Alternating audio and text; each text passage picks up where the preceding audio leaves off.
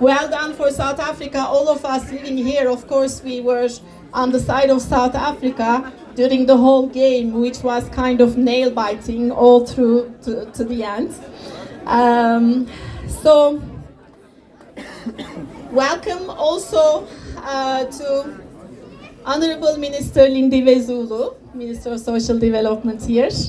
Welcome to Mr. Mohammed Dangor, who is with us. Welcome to the Dean of the Diplomatic Corps, my colleague, the Ambassador of Eritrea, and colleagues from the Diplomatic Corps, Turkish citizens. We have the Turkish Marif Foundation board member here, Mr. Mehmet Özkan. Welcome to him also.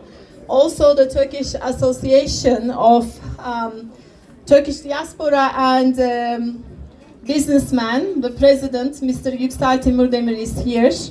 Welcome to the Turkish community. Sevgili vatandaşlarımız, hoş geldiniz. Bugün Türkiye Cumhuriyeti'nin kuruluşunun 100. yıl dönümünü kutlamanın gururunu yaşıyoruz. Ulusça en güzel, en nadide hediyemizi aldığımız en büyük bayramımızda hepinizi saygı ve sevgiyle selamlıyorum. The Republic of Turkey is the embodiment of sacrifice.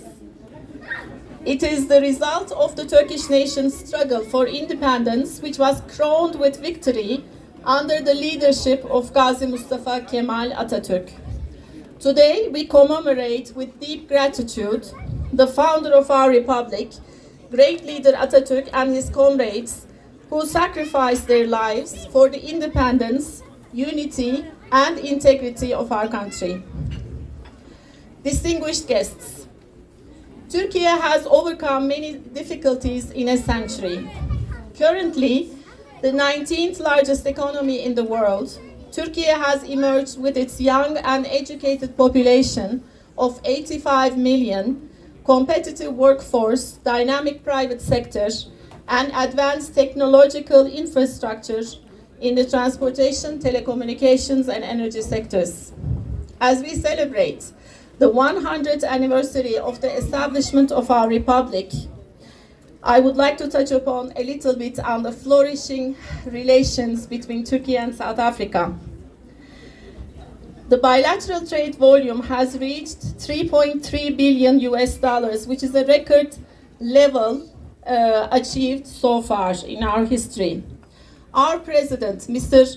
Erdogan, and President His Excellency Mr. Ramaphosa had a fruitful meeting on the margins of the UN General Assembly in September this year.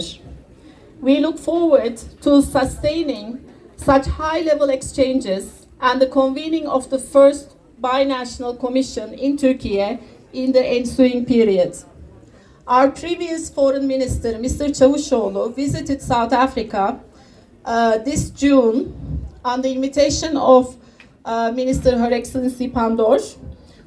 This year in January, our country in February, unfortunately, was hit by a devastating earthquake, and I cannot help but mention our deep, deep gratitude to the government and the people of South Africa for their solidarity and support. The donations of in-kind assistance, like tents, even portable toilets, amounted to 180 tons, all the way from South Africa going to the earthquake victims in Turkey. This is very touching for us, coming from a country so far distant, but then it has established an emotional bond between our peoples. And this was actually in addition to the South African government's pledge of in-cash assistance in answer to the UN emergency appeal. Apart from that, the economic relations, South Africa is the biggest trading partner of Turkey in sub-Saharan Africa, while prominent Turkish companies such as Turkish Airlines, Defy, Aselsan, AXA, Sampa, El Kab, and Equinox are operating here in this country. There are over 70 companies that have invested in furniture, white goods, energy, textile, logistics. I would like to convey our special thanks to Defy, AXA, and Aselsan for continuously supporting our events logistically. Bilateral cooperation in the defense industry sector is also getting stronger, especially in the last 2 years. We have seen increasing contacts and projects. Turkey was the country with the largest participation in the African Aerospace and Defense Fair last September. Chief of the South African National Defense Force, General Mapanya, and the Minister of Defense, Her Excellency Thandi Modise, visited Turkey for the International Defense Fair in Turkey this July, as well as Arms Corps. And Denel and Aselsan have announced that they are going to modernize Royfolk helicopters together. So we hope to provide a sound basis for all these projects through the signing of an MOU on defense industry cooperation. Our educational ties with the African continent have enhanced as well. For instance, currently, around 240 South African students are studying in Turkey, getting higher education. The Turkiye Scholarship Program, within the context of this scholarship program, the number of bursaries studying in Turkey is increasing every day. And then, as I said, the Turkish Marif Foundation team is here, and the Turkish Marif Foundation, which is a public institution, opened a school in Johannesburg in 2021 and is in the process of opening a second one in Cape Town. And then let me mention a little bit about TICA, Turkish Development Cooperation Agency, whose office is in Pretoria. Since the opening of the office in 2017, they have finished 60 projects, a total of 50 million rand. And last year, 15 projects were finished. This year, another 15. And I hope to open some of them again with my dear Minister of Social Development. There are certain projects coming up, the openings. We have already opened projects in Cape Town together with the Minister, Honorable Minister, 3 projects in Cape Town this year. And I have to mention we are giving big importance to empowerment of women and youth. Most of our projects are geared towards women and youth in this country. We have so far trained 160 women SMEs. Last but not least, there is the Yunus Emre Cultural Institute in Johannesburg. Its director is here with us. So the students of Turkish classes, as you saw, performed the national anthems because they are also learning Turkish. But the institute offers Turkish art classes as well, film screening, cooking classes, etc. Before ending my speech, I can't help but express our sentiment about what's going on in Israel and Palestine these days. Of course, we are celebrating the centenary of the Turkish Republic, but we did not really feel like celebrating it with a lot of entertainment this year because we are a little bit broken-hearted because of the loss of lives in that region. We are deeply concerned.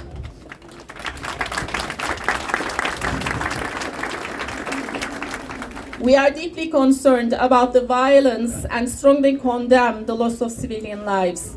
We underline that acts of violence and associated escalation will not benefit anyone, and the international community is in consensus that the bloodshed must be immediately stopped and the humanitarian aid corridors must be opened. I didn't want to end my speech on a sad note, but let me reiterate how happy we are as the Turkish Embassy of seeing you here and sharing in our joy of the celebration of the 100th anniversary of the Turkish Republic. I also would like to thank my embassy team for making the logistics and making today's event happen. Thank you very much. I hope you will enjoy today.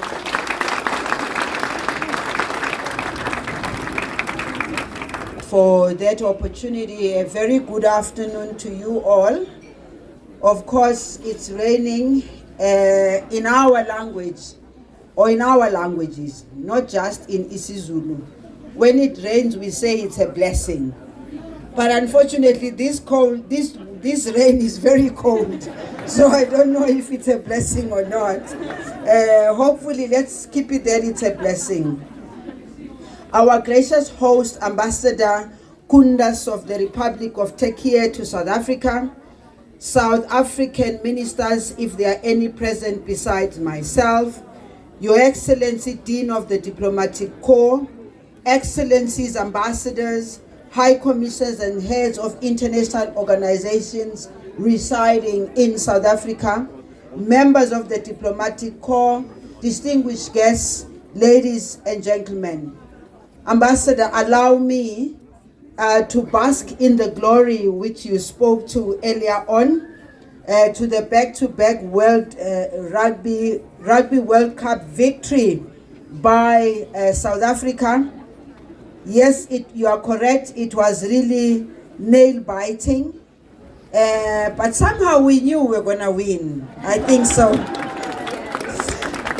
I think we knew we were going to win because they've worked very hard to get there. But also, it's back-to-back. It's the fourth time that we are winning. And we wish to thank you, Ambassador, and thank everyone who supported South Africa. And quite frankly, South Africa needs good news because we are a nation in the making. We are a nation that is being built. It is with great honor and privilege that I stand before you this afternoon on this occasion that marks a significant milestone for the Republic of Turkiye. It is also my distinct pleasure to convey warm greetings and congratulations on behalf of the people and the government of the Republic of South Africa to the people and government of the Republic of Turkiye. The magnitude of this day provides hope and optimism as through solidarity, perseverance, and unparalleled sacrifice, great strides were made towards achievement of freedom and independence for Turkiye. It is with a profound sense of pride and respect that we honor this day of 100 years of independence for the Republic of Turkiye. Obviously, 100 years is no mean feat. It is a history that has been written, and it is a history that has been written through challenges, turbulences, and all, but it is a history worth celebrating. As Turkiye celebrates its centenary year, we acknowledge and recognize the journey traversed to nationhood. Through the concerted efforts of Mustafa Kemal Atatürk, who played a pivotal role in the establishment of the Republic and who was the first president of Turkey, chosen by the Grand National Assembly as it was declared a republic on the 29th October 1923. Ladies and gentlemen, distinguished guests, Diplomatic Corps, sadly, as the ambassador earlier on spoke, and I don't want to repeat her words, but I confirm, and as a government of South Africa, we are with you in the words that you said about the world that is experiencing difficult times and challenges where conflicts and instability seem to be on the rise once again. South Africa believes that the only path to peace is through diplomacy, dialogue, and the commitment to the principles of the United Nations Charter, including the principles that all member states shall settle their international disputes by peaceful means. That is why South Africa will always stand ready to support the peaceful resolutions of conflict in the African continent and elsewhere in other regions and globally. Consequently, South Africa is concerned over the escalation in conflict globally, including the Israel-Palestine conflict. We call on all sides to seize the opportunity for peace as opposed to violence, and for the international community to actively rise on the side of its own international resolutions and establish a credible peace process. South Africa and Turkiye, as the ambassador already alluded, both developing countries, advocate for global South and other developing nations. South Africa attaches great importance to its relationship with Turkiye and hopes that cooperation between our governments, our people, and the business sector and civil society will continue to grow. It was a pleasure also, Ambassador, to see South Africans singing the Turkiye national anthem, which therefore means as people and as nations, we can learn each other's languages and we can be able to speak to each other and understand and appreciate the world that we have to build. We are in particular encouraged by the recent high-level engagements between our two countries.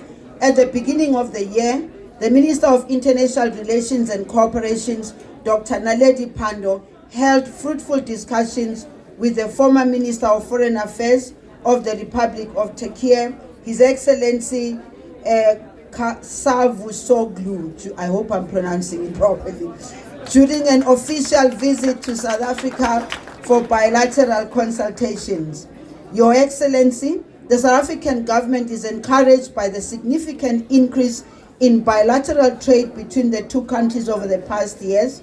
During the annual investment conference hosted by President Matamela Ramaphosa, DeFi, which is owned by a Turkish-based company, Aysegul, once again pledged 288.470,508 million to expand its goods manufacturing and plant in the province of KwaZulu-Natal, which, in other words, when that happens, we know that jobs will be created. Your Excellencies, distinguished guests, ladies and gentlemen, we are encouraged by the excellent bilateral relations that exist between our countries and hope that we can continue to build on this. The Department of Sports, Arts and Culture is currently working with the Turkish counterparts to finalize the agreement in sports and in arts culture, which I believe will contribute to promoting people-to-people contact and intensifying relations between our countries. We must also commend the Turkish government's response to the earthquake that occurred on the 6th of February 2023. It took swift and immediate action in mobilizing all its resources to deal with the catastrophe in the best and possible manner. The South African government, through the African Renaissance Fund, provided, as the ambassador has earlier on alluded, provided assistance to the earthquake-affected areas, thus highlighting the importance of our country attaches to our relationship with Turkey. Also, ordinary South Africans, through their faith-based and local organizations, contributed towards the relief efforts in Turkey, reflecting our Ubuntu spirit to the people of Turkey. As we forge ahead, we must strengthen the strong bonds of solidarity, peace and friendship that exist between our nations. And as I conclude and about to ask for us to toast, I also want to take this opportunity to thank you, Ambassador, particularly for your active work that you are doing together with the Department of Social Development, which you alluded to earlier on, including the agency that we are working with, and I'm hoping that these activities will escalate. Your Excellencies, distinguished guests, ladies and gentlemen, please join me in raising our glass